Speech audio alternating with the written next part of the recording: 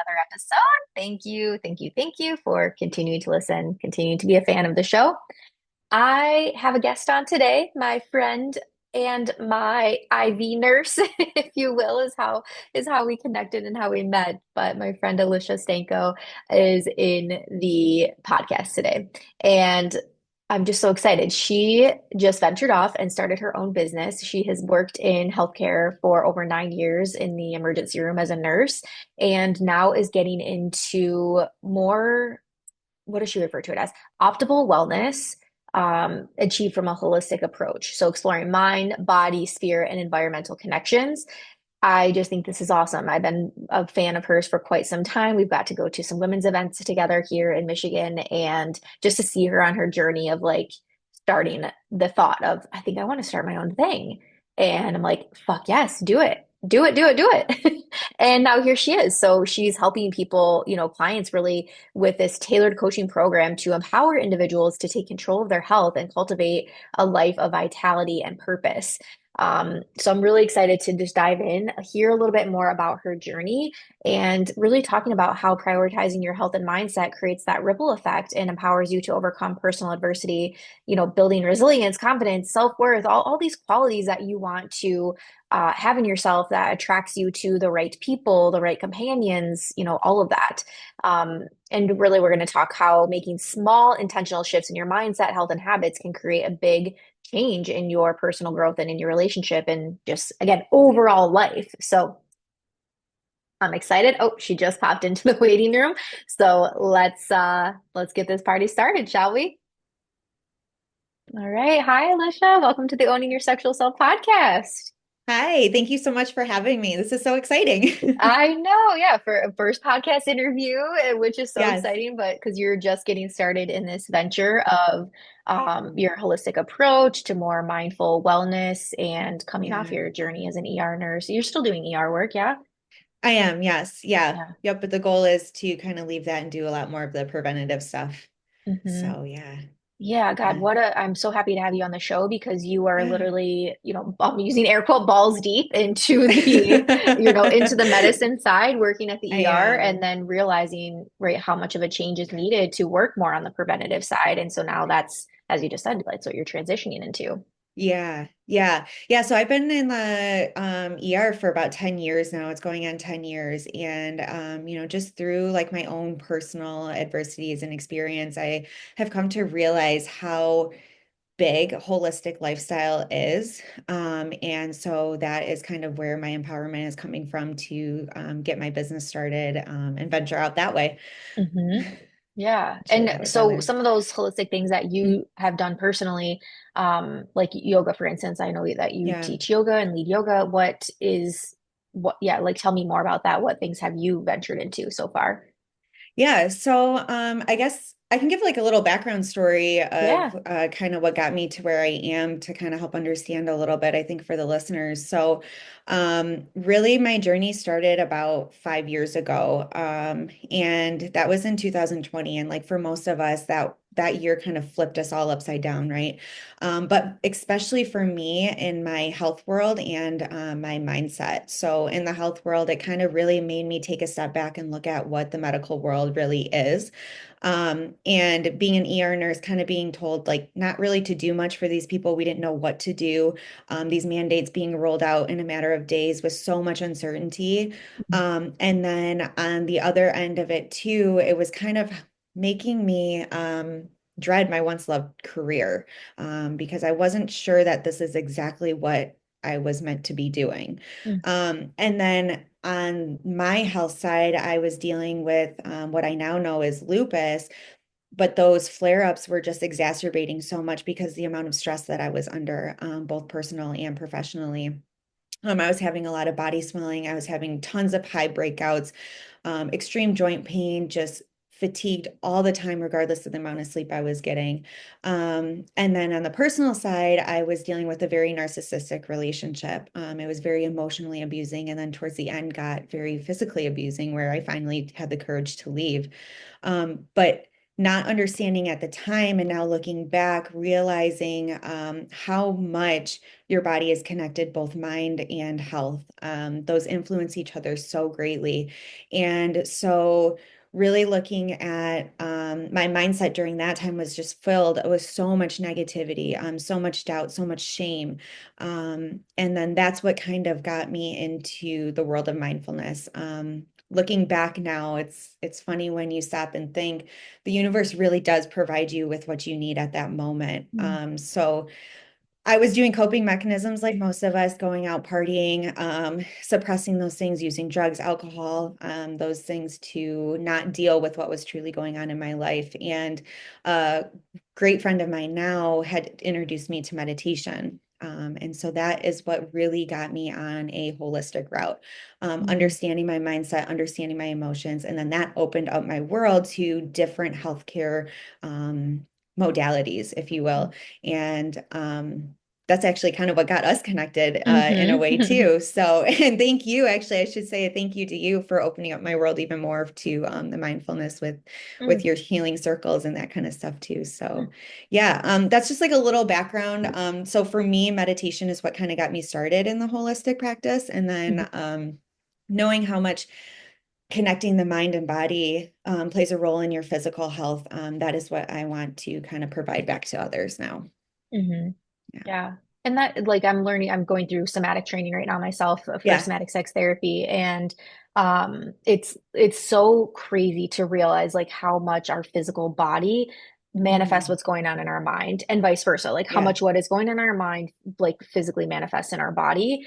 And Hmm. to have I think just like the expertise and the skills and to know like what works for your body, because unfortunately it's not a one size fits all. And that's what I've learned, Correct. right? Like my Yeah. friend can say like, oh, this is working, this supplement, this thing, like I Hmm. started doing this. And for me, I'm just like, no, like I feel nothing from this. It's not working for my body. I hate Hmm. doing, whatever the thing is.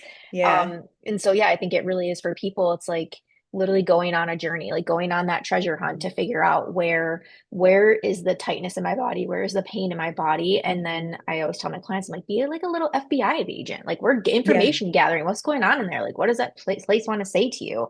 What does it need from you right now? And Yeah. so, yeah, I think that journey, like meditations, sound healing, things like that, to where that space is provided for you to drop in and actually go there and feel safe doing that is for a lot of people probably the start of the journey. Yeah, for sure. And I agree 100%. Healthcare, it's not one size fits all. It's not what a textbook answer tells you. And so when you're not getting those answers that you're looking for, that's when becoming self-aware is so important. And that's when you can look inward and see like, okay, something isn't feeling right in my body. That is my body telling me I need to change something. It's a Hmm. cry out for help for whatever it may be. And I think what is lost a lot of times in the world of healthcare is how our emotions are so tied to our physical health. Like you were speaking with, releasing those emotions, we hold those in different places, right? And so when those are stored in our body, you're going to see physical manifestations. So, pains and aches and pains, you're going to see bad skin, you're going to see inflammation all over your body, like I was experiencing. And those are kind of missed in the Western Hmm. medicine world. And so I think it's so important, especially with life getting harder and harder, to be able to listen to our bodies, to get where we want to be with our health. Hmm. Hmm. Yeah. Yeah. And you share a little about your journey. And for me, Mhm. I've been open on the podcast now recently of sharing like I went through depression this past year and Mhm. a half. And for the longest time, I was like, I'm not depressed, right? I'm a therapist. I'm not Yeah. depressed. Like I have Yeah. all the coping skills. I have all the coping tools. Like I know what to Yeah. do. And yeah, I was essentially just lying to myself for a year and a half. And Yeah. then, well, not the full year and a half, because eventually I was like, all right, bitch, like let's figure this shit out. Um, and yeah, also I would never call myself a bitch. That just came out in the moment. So let me just It's refrain. okay. Let me just refrain that. So listeners are like, wow, she like hates herself. No, but Yeah. what was I getting at with this?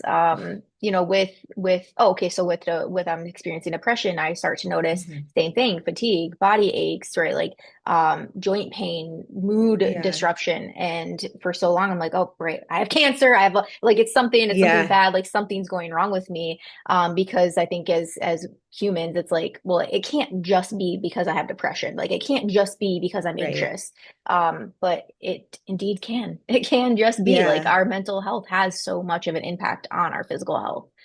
Yeah. And I think exactly with the medical world that we're so known to be is we split everything up into different parts, right? And when we look at our body, we are one energy, we are one holistic part. And instead of looking at our health in separate areas, just the mind or just, a certain system, it's really how are those all interconnected? And when one thing is off, you're going to feel it in other places. And that's where that self-awareness comes in to really heal your body as a whole. Hmm. Until I really started working on my mindset, I didn't quite understand that. Especially being a nurse, I'm drilled into that Western medicine mindset of this part is broken, let's fix that one part, but what about all the other parts? Hmm. Um, and so being able to be in tune with your body is the biggest way that you're going to be able to get the best health that you can have. Hmm. Yeah. Yeah, absolutely. And with this work, so when you're working with clients, what I know you sort of like customize programs to them. It's Yeah, again, it's not that one size fits all. So you're really tailoring your treatment with people. But yeah. what would like when you're working with somebody, what is that ideal person? Like who are you to help serve best? Who do you serve best is rather what I want to Yeah. ask. Yeah. So I help anybody. I mean, my strong suits are the ones I think that I can personally relate to. So individuals with autoimmune type diseases, like I said myself, I had lupus. So going through those changes, I have some relatable things. But anybody dealing with like chronic disease, PTSD, depression, anxiety, ADHD, those are the ones that I really mainly focus on. Hmm. Um, because they're so all interconnected, and again, it's the things that I've experienced too. So generally what we do, and like we spoke about before, it's not one size fits all. So, incorporating things that make you find joy, to be able to live with purpose and vitality. So it's even going back to finding finding what your purpose is in life. It really helps to expand all of those areas in your life. So when I first started getting into this, one of the big things that I did was really hone in on my personal values. I kind of had an idea of like how you want to live life or what sounds good. Hmm. But until I really understood what my personal values are, I started making decisions based off of that. When you're faced with adversity, you can go back to your values. Is that in line with my value, or is it going to go outside of my value? And then finding things in the health world that help you to connect with yourself. So, we're told exercise 30 minutes a day. Okay, Hmm. well, to some people, exercise means going up to the gym and spending all day in the gym. And to me, that is not exercise. Hmm. Doing something that you enjoy, like you did as a kid. So maybe it was playing hockey, maybe it was going ice skating, maybe it was snowboarding, skateboarding, all these things that we decide to just stop doing because we get old. I Hmm. incorporate those back into our lives so that you can find joy. Because when you feel good, life is good. Hmm. When you're happy, you have the energy to do those things. So really working with shifting that mindset and then incorporating lifestyle changes into your personal life. So like you said before, what works with for somebody isn't going to work for the next person. Hmm. So working with diet modification, working with exercise and moving the body, and then tailoring your environment to those things. So if you're trying to change a diet, making sure those things aren't included in your house when you go shopping next time, or working with your partner. How can you work with your partner so that we have the same goals in health? Um, yeah, so it's very specific to the person. Hmm. But I don't shut anybody out if they don't have those issues because we all need a little more guidance. We can all use a little more alignment. But the main Hmm. ones are like the autoimmune, ADHD, depression, and PTSD. Hmm. Yeah, and then just overall somebody that wants to feel better in their body. Yeah. Yeah. Yeah. And I like that. I like what you just said too of like if you're feeling good, like life is good. And Mhm. I Yeah. I agree with that. Like I yeah, I Mhm. won't go I won't go into much more detail about that, but just again, the journey that I've Yeah. been through in these last couple of years, like that is fucking true. And Yeah. um speaking into relationships, right? Like how, if I'm feeling good, how does that then affect my relationship? Or if I'm feeling like shit, how does that affect my relationship? How am I treating my Yeah. partner? And not even just partnership, right? Like friendships, family Mhm. relationships, just relationships as a whole. What Yeah. have you seen with that? Yeah. So that was like a big thing for myself too. Oftentimes I think we look at relationships as something um to complete us rather than add to us. Hmm. Um, and when you are feeling down or if you're not feeling good, you're expecting your partner or whatever the relationship may be, maybe it's family or friendship, to make you feel better. But then at the end of the day, you're still left not feeling good. So really, until you can learn to love yourself, Hmm. and be a good person to yourself, that is ultimately when your relationships are going to change. And that was one of the big values that I have is meaningful relationships. I always felt like I had to have somebody to make me happy. And I'm finally to the point now where I am so happy with myself that I now can be a better partner to somebody else. Because if you think about it, how can you love somebody, whether that be a friendship, a romantic relationship, or, family? How can you love somebody if you can't even love yourself? Hmm. And so that's where I really looked into like the mindset side. And when you start feeling good, and then that exacerbates into your physical symptoms. So when you feel good and you're happy with yourself, you want to make those better choices, right? You're more apt to go do those movements that to get exercise. You're more apt to pick the healthier choice of foods rather than just the food that gives you that one quick dopamine hit and then makes you feel like crap after. Hmm. Um, it all spirals into each other. And so when you can feel good, then your relationships are going to be good. Hmm. And then also going off of that too, like going back to your values, I felt like I always had friends, but I never felt like I was a core friend, if that makes sense. So I was kind of like always an acquaintance. And I kind of, for a while I was wondering like, why is that? I now have a group of friends that I am so grateful for and that I feel so included in because their values are in line with my values. We have the kind of the same mindset, right? We like to do the same activities together. So for a lot of the times, getting together with friends, it was going to the bar. Well, for me, like that's okay, but like that's not what I truly enjoy. Now with my friends, we go out for a hike, we go kayaking, we go, wakeboarding, whatever it may be. So finding your values and then finding relationships that pertain to those values too. Um, it sucked. I felt alone for, Hmm. a good year, 2 years. But now coming out of that, I am so grateful for that because I actually have relationships that I value so much and that lift me up and not bring me down. Hmm.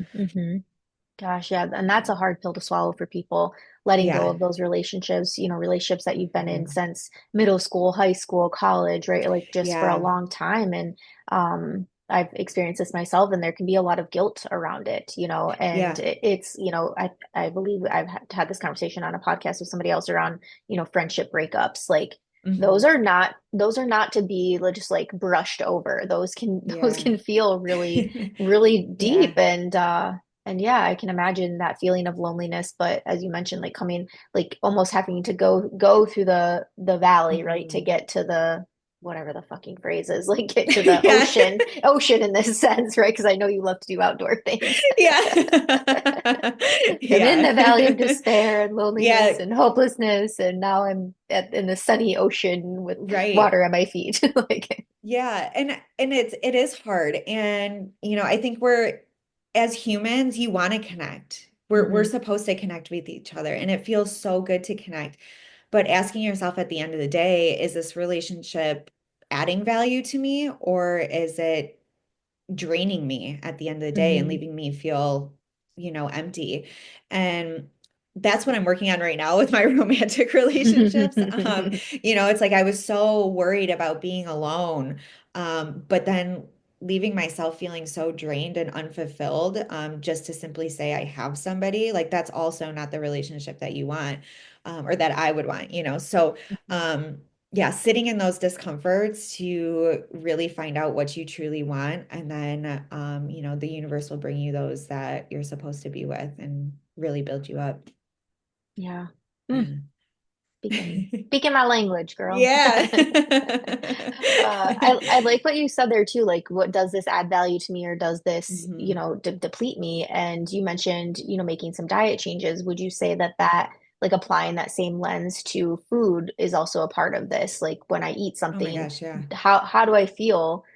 Versus Yeah. being told like, well, you can't eat sugar, you can't have dairy, you can't have XYZ, right? Like I don't love Yeah. that language. It feels No. like I'm shamed into it. And I know I want to give you Mhm. space to talk about that because I know that's not your vibe either. Yeah, yeah. No, I'm so glad that you brought that up.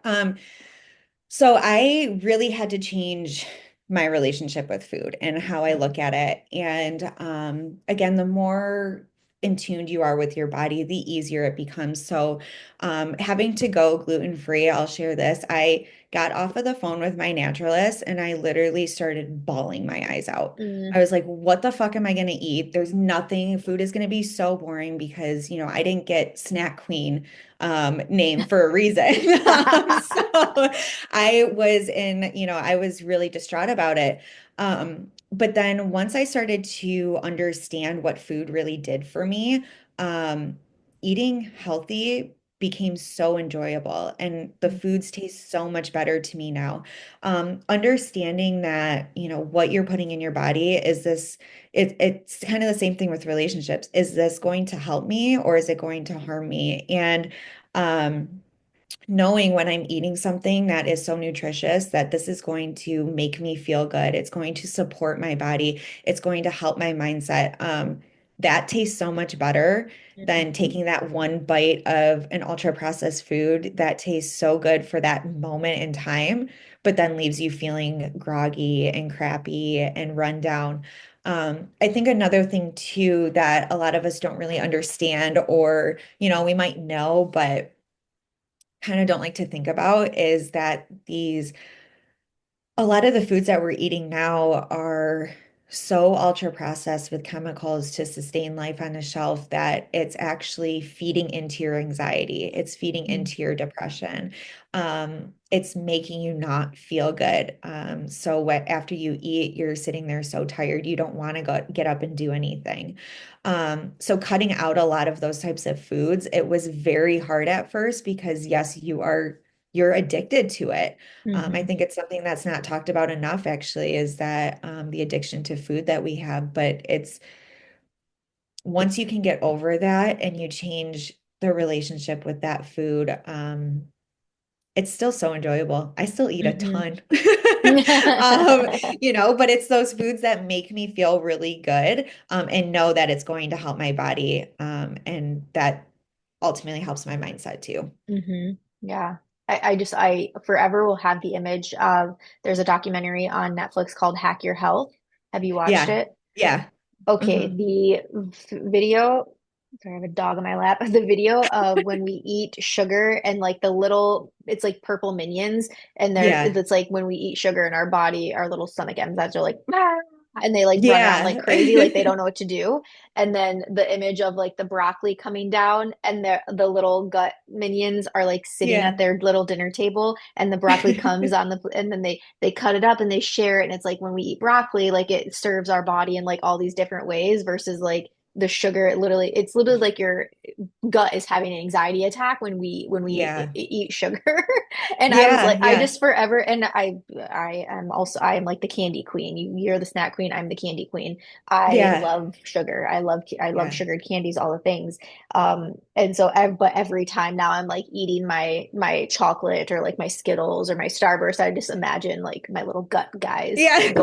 going crazy. Or now when I eat broccoli, I'm Yeah. like, oh, they're happy. Like it's so funny. Yeah. Yeah.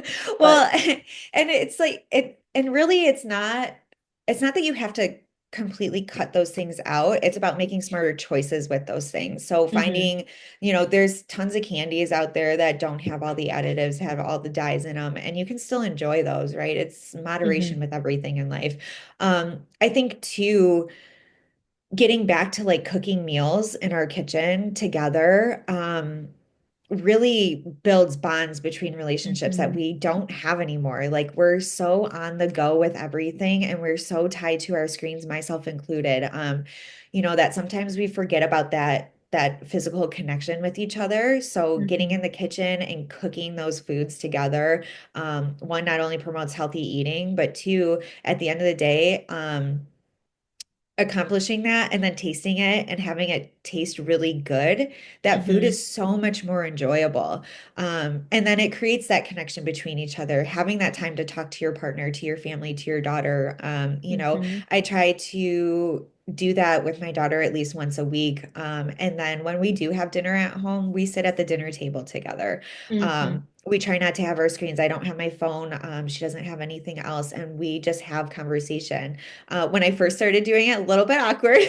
She like didn't want to talk. Yeah. But now it's like we sit down, we have dinner, and she tells me all her little friend drama, and we talk about our days, and she wants to know what's going on in my life, and it just creates such a bigger connection than what we realize. Hmm. And incorporating food into our life is wonderful. I think sometimes when people think of healthy eating, they think of eating like nothing, like I did, Hmm. and eating so like bland and like yuck. But if we can change that relationship with our food and incorporate that in with our families, go back to our roots of like having everything fresh on the table, really helps us to live a better, healthier, more fulfilling, joyful life. Hmm. Yeah. Ugh, all that for sure. Yeah.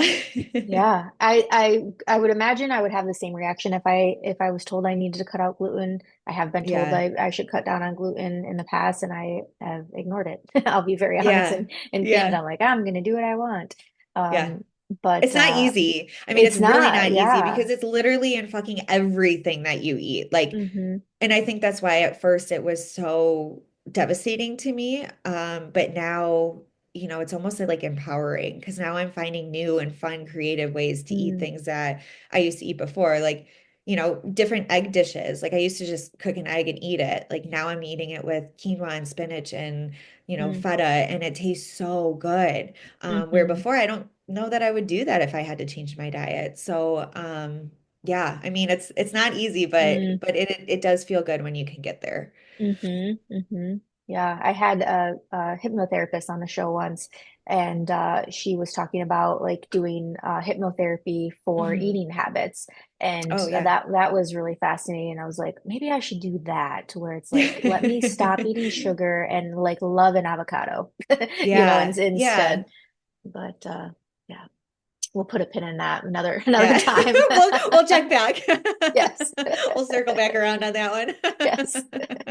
I love that you shared though the cooking together. I think that that's right for Hmm. couples too, and even the sitting down at the dinner table. I know Yeah. this is with your daughter, but even doing this in partnership, just Yeah. having that time of disconnection and that time to connect, because I think that also helps with our mental health, and then again translating down into our physical health. When I can feel Yeah. that physical connection to my partner, just another human, like to really feel heard, felt, seen, appreciated, understood, validated. Exactly. Um, yeah, like just again, Yeah, that good kind 100%. of tributes to us, like us feeling good. And like when we feel good, life is good. Yeah. Yeah. I mean, when you're in a relationship, right, it's supposed to be a life partner. And if you don't know anything going on in their world, how do Hmm. you how do you connect? So one of the big things is like the kitchen is the perfect place for that. It's Hmm. a place that you can have fun, you can laugh, you can joke, you can have a serious conversation if need be, and not have the distraction. Because oftentimes we come home, Yeah. we just turn on a screen, we finish our work, we, go out to the bar, we do whatever.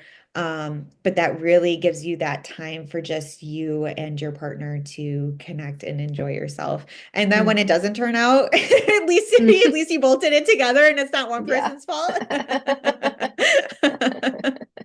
You know? Yeah. Yes. Yeah. We're like, okay, we'll go order from Big Al's, or we'll get some pizza. We'll get some Yeah, yeah yeah, yeah. instead. So, and And it, then oh, go ahead. no, and I was just gonna, last thing I'll say with that is it's so empowering too for kids. If you have not just like a husband and wife or partnership, if you have kids too, include the whole family. To see my daughter's empowerment after she made Mm-hmm. a meal and it tasted so good, she was so, so proud of herself. And then she also, again, that's just incorporating that healthy eating. And she was like, wow, Mama, this really does taste good. And I'm Mm-hmm. like, see, like, so the empowerment side of it too is like huge. Yeah.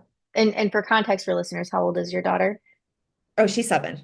She's 7. Okay. Yeah. Yeah. Yeah. I knew like she was littler. I was just wanted kids or Yeah. listeners rather to know like we're talking about like a little Oh, yeah. tiny Yeah. person here. Yeah. And it's teaching life skills too that we don't get taught anymore. Hmm. Like we got to learn how to cook at some point. So incorporating Yeah. them sooner, I think is just so wonderful in all aspects of life. Hmm. So, with you being on this journey yourself, Mhm. can you speak a little bit to like what has helped keep you motivated? Because I often know, right, myself included, I talked about like I Yeah. was taking a supplement, I was doing so good at it.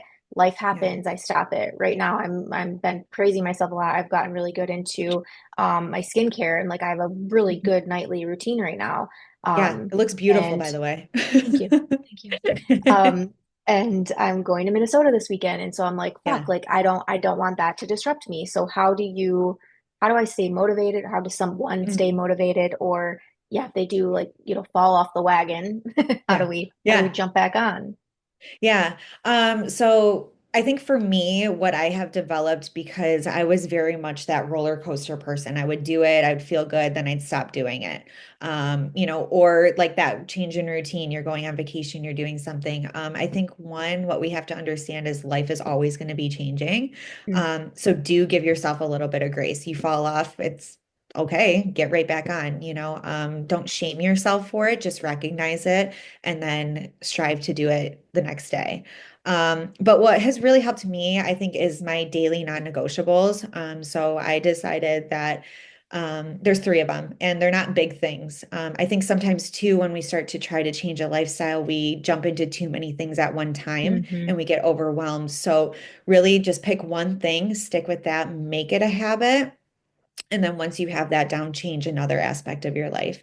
But my daily non-negotiables are I started getting up an hour before I have to leave the house. I used to be somebody that would just roll out of bed, you know, half hour before, 15 minutes before, throw on some clothes, be rushing, and then wonder why I'm so irritated all day.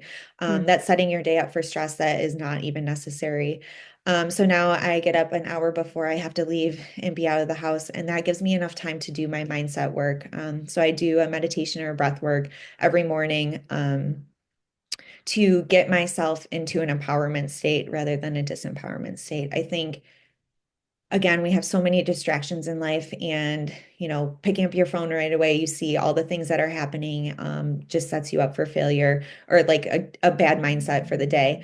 So my negotiables are the getting up an hour before, my meditation and breath work. And some days that's literally a 5-minute thing. If I mm have more time, I'll do a 20, 30-minute thing. So again, it doesn't have to be something that takes up so much of your time.